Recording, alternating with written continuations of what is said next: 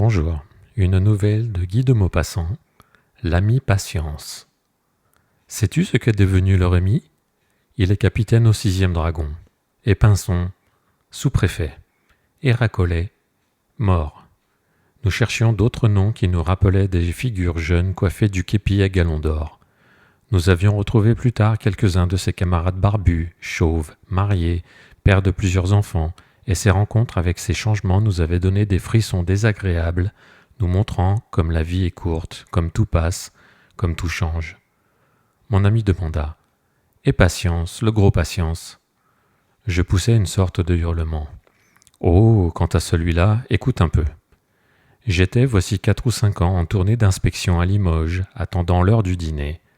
Assis devant le grand café de la place du théâtre, je m'ennuyais ferme.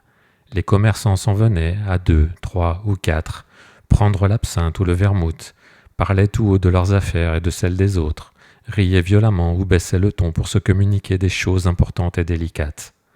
Je me disais, que vais-je faire après dîner ? Et je songeais à la longue soirée dans cette ville de province, à la promenade lente et sinistre à travers les rues inconnues, à la tristesse accablante qui se dégage, pour le voyageur solitaire, de ces gens qui passent et qui vous sont étrangers en tout, partout, par la forme du veston provincial, du chapeau et de la culotte, par les habitudes et l'accent local, tristesse pénétrante venue aussi des maisons, des boutiques, des voitures aux formes singulières, des bruits ordinaires auxquels on n'est point accoutumé, tristesse harcelante qui vous fait presser peu à peu le pas comme si on était perdu dans un pays dangereux qui vous oppresse, vous fait désirer l'hôtel, le hideux hôtel, dont la chambre a conservé 1000 odeurs suspectes, dont le lit fait hésiter, dont la cuvette garde un cheveu collé dans la poussière du fond. Je songeais à tout cela en regardant allumer le gaz, sentant ma détresse d'isolé accrue par la tombée des ombres. Que vais-je faire après dîner ? J'étais seul, tout seul, perdu lamentablement. Un gros homme vint s'asseoir à la table voisine et il commanda d'une voix formidable. « Garçon, mon biteur !» Le « mon » sonna dans la phrase comme un coup de canon. Je compris aussitôt que tout était à lui, bien à lui dans l'existence et pas à un autre, qu'il avait son caractère, nom d'un nom, son appétit, son pantalon, son n'importe quoi d'une façon propre, absolue, plus complète que n'importe qui. Puis il regarda autour de lui d'un air satisfait. On lui apporta son biteur et il appela « Mon journal !» Je me demandais « Quel peut bien être son journal ?» Le titre, certes, allait me révéler son opinion, ses théories, ses principes, ses marottes, ses naïvetés. Le garçon apporta le temps. Je fus surpris. Pourquoi le temps ? Journal grave, gris, doctrinaire, pondéré. Je pensais « C'est donc un homme sage, de mœurs sérieuses, d'habitudes régulières, un bon bourgeois enfin. » Il posa sur son nez des lunettes d'or, se renversa et avant de commencer à lire, il jeta de nouveau un regard circulaire. Il m'aperçut et se mit aussitôt à me considérer d'une façon insistante et gênante. J'allais même lui demander la raison de cette attention quand il me cria de sa place. « Nom d'une pipe, c'est bien Gontran l'Ardois !» Je répondis « Oui, monsieur, vous ne vous trompez pas. » Alors il se leva brusquement et s'en vint, les mains tendues. « Ah, mon vieux, comment vas-tu ?» Je demeurais fort gêné, ne le reconnaissant pas du tout, je balbutiai. « Mais très bien, et vous ?» Il se mit à rire.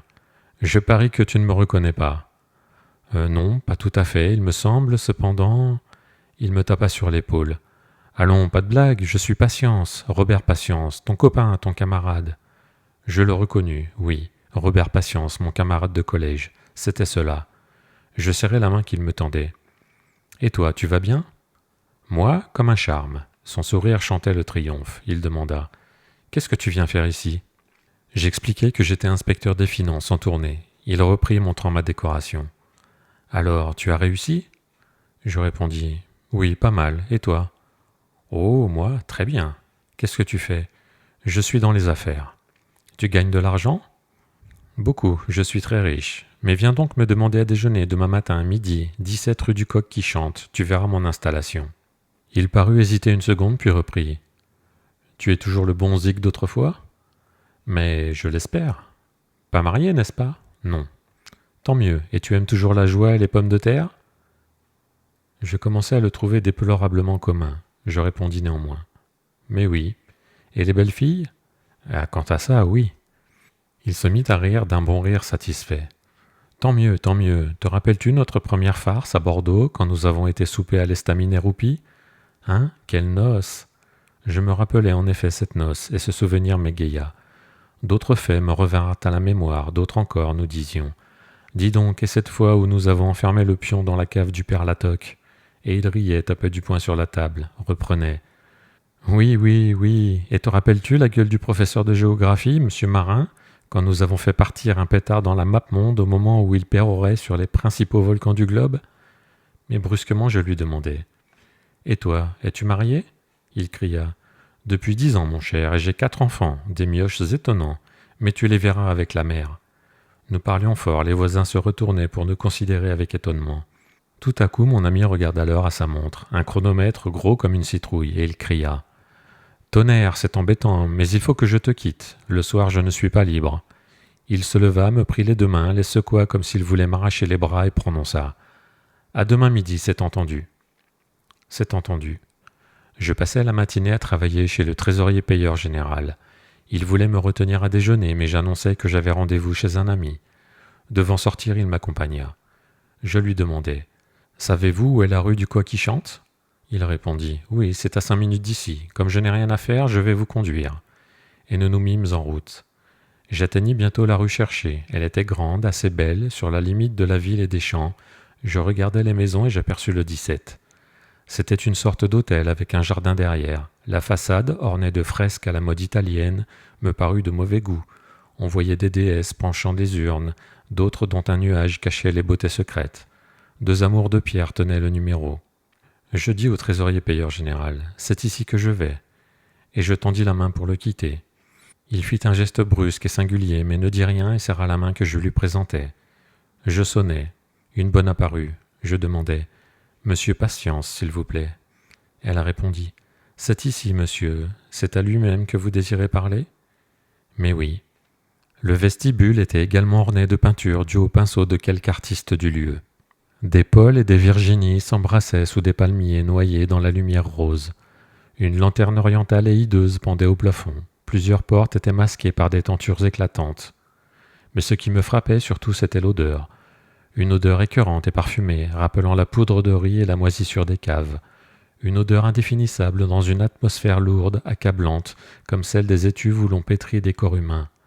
Je montai derrière la bonne un escalier de marbre que couvrait un tapis de genre oriental, et on m'introduisit dans un somptueux salon. Resté seul, je regardais autour de moi. La pièce était richement meublée, mais avec une prétention de parvenu polisson. Des gravures du siècle dernier, assez belles d'ailleurs, représentaient des femmes à haute coiffure poudrée, à moitié nues, surprises par des messieurs galants, des postures intéressantes. Une autre dame couchée en un grand lit ravagé batifolait du pied avec un petit chien noyé dans des draps. Une autre résistait avec complaisance à son amant, dont la main fuyait sous les jupes. Un dessin montrait 4 pieds dont les corps se devinaient cachés derrière un rideau. La vaste pièce, entourée de divans moelleux, était tout entière imprégnée de cette odeur énervante et fade qui m'avait déjà saisi. Quelque chose de suspect se dégageait des murs, des étoffes, du luxe exagéré, de tout. Je m'approchai de la fenêtre pour regarder le jardin dont j'apercevais les arbres. Il était fort grand, ombragé, superbe. Un large chemin contournait un gazon où s'égrenait dans l'air un jet d'eau, entrait sous des massifs, en ressortait plus loin. Et tout à coup, là-bas, tout au fond, entre 2 taillis d'arbustes, 3 femmes apparurent. Elles marchaient lentement, se tenant par le bras, vêtues de longs peignoirs blancs ennuagés de dentelle. 2 étaient blondes et l'autre brune. Elles rentrèrent aussitôt sous les arbres. Je demeurai saisi, ravi, devant cette courte et charmante apparition qui fit surgir en moi tout un monde poétique. Elles s'étaient montrées à peine, dans le jour qu'il fallait, dans ce cadre de feuilles, dans ce fond de parc secret et délicieux. J'avais revu d'un seul coup les belles dames de l'autre siècle errant sous les charmilles, ces belles dames dont les gravures galantes des murs rappelaient les légères amours. Et je pensais au temps heureux, fleuri, spirituel et tendre, où les mœurs étaient si douces et les lèvres si faciles. Une grosse voix me fit bondir sur place. Patience était entré et radieux me tendit les mains.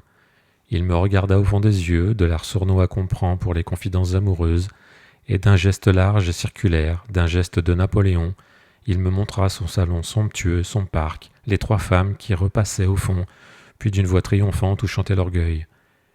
Et dire que j'ai commencé avec rien, ma femme et ma belle-sœur.